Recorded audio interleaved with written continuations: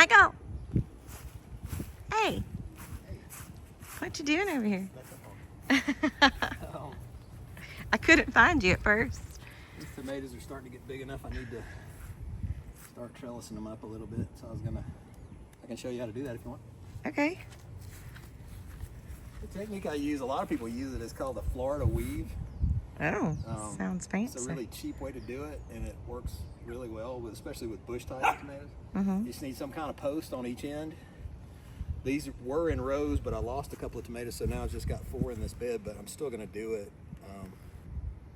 Basically, you tie off to one end and kind of come in here, and I'm going to do 2 lines, I think, because I probably should have done these already. But you try to get the string right up against the stem of the plant on one side. And then when I get to the next plant, I'm going to do the same thing, but I'm going to go to the other side of it, just like that. And that's why it's called a weave? No, well, there's two steps. I'll show you the other one in a second. I'm going to tie this one off, and then we'll go back and... Is that like a Boy Scout knot? No, it's just an overhand knot. Then I'll do it again at that same level. Like that. It'll do. If you want some kind of super knot, I can do that, but I usually just do a double overhand. It works. And then I'm going to stretch down there again, but this time I'm going to go on the other side of this plant, like this. Then when I get down here, of course, I'll cross over and do the other side of it too.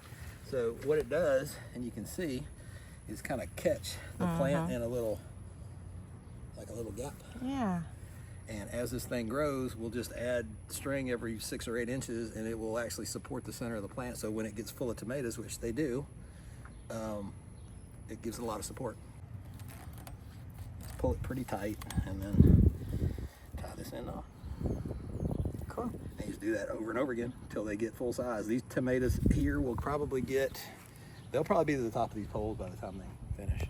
Cool. But this one's already starting to, if you look right in there, it's on this side. You might have to come around here. See right in there? No. Those little yellow flowers. Yeah. That is the first tomato flower. Ew. So there seems like a big gap right here in the middle. Is that Yeah, there was gonna another fill? plant there, and it didn't make it. It died. Oh, okay. Every now and then you'll lose one. I actually lost 2. The other side, and I saw him doing it. A squirrel came down and bit that plant off. No way. Yep. From this tree right here? Yeah, that oak tree over there. I guess they gotta eat too, huh? I guess. He didn't even eat it. He just cut it off and left it there. Well, that little sucker didn't even leave us a tip or nothing. Nope. Tell you what, can't have nothing nice. That's true. Do you think it's called Florida weave because somebody in Florida created it? I think a commercial grower in Florida was the first one to come up with it, but now a lot of people do it. So Well, all you have to do is buy new string every year, and you're good to go. And this string's really cheap. since you're doing it, can we call it the Wendy weave? Yeah, I'll start calling it that. Okay, thanks. Appreciate it. Sure. I mean, I get all the glory for your whole garden anyway, you know? Wendy weave. Let me get on with my Wendy weave over there. Thanks, babe. Sure. Look at you. You're so selfless. You've been gardening for a really long time, Michael. Yeah. I mean, I'm old, so. Well, that's not what I meant. But isn't this like therapeutic for you? Yeah, I mean, I like doing it. Do you feel like you had a good teacher? Who did you learn from, or was it learned how to garden, the basics of it, from my grandfather, because he always had a big garden. And when I got big enough and strong enough to dig a lot of the holes and stuff for him, because it was a big in-ground garden, so you had to dig like a lot of post holes to plant stuff in. And then I would go help him harvest and all that. I watched him, and he taught me how to do it. And I don't do everything the same way he did, but it works. A lot of the techniques are the same. And once you grow something and you can actually eat it, it's pretty satisfying. You get hooked on it, you know. The house that my grandparents, and they lived several different places because he was still working, you know, when I was young. And he was one of these guys that stayed pretty busy. He retired like 3 times, and then he would just keep going back to work. He'd get bored. He'd retire for like 6 months and then go back to work. And but the property that they had, the house that they had it was on a double city lot.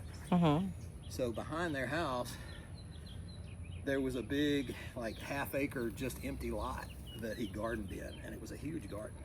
I mean, to the point where it was almost like a little farm. And he always grew a ton of food. And he complained about it every year, like we all do, and said he was going to do less the next year, but he never did. He always did the same amount or more.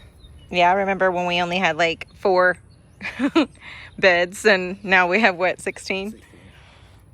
But it gives us a lot more flexibility. That's the biggest thing I like about it. You can grow almost any kind of crop that you want in one of these.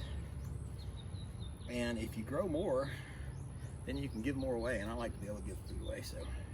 Yeah, the neighbors see me coming with bags.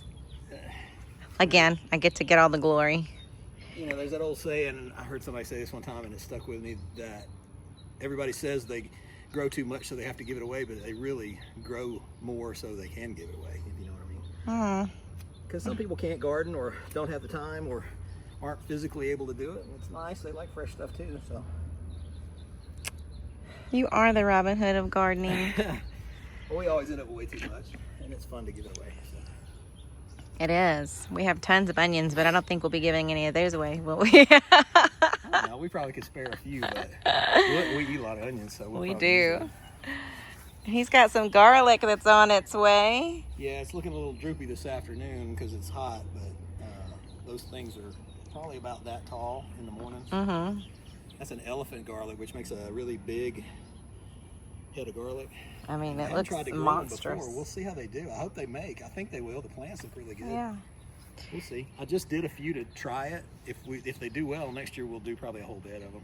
Well, Michael allows me to do the flowers so that we can bring the birds and the bees. That's my little contribution. Some of those have really taken off. Those are kind of small, but I think these are zinnias. Yeah, some of those self-seeded, the big ones self-seeded from last year's plants that we had in there, so they're ahead of them, but there's a big sunflower that's self-seeded. It won't. It just keeps coming back. But this is my little contribution. He lets me feel like I'm part of it. Right, Michael? Yep. He has no idea what I said, but I love that he agrees anyway.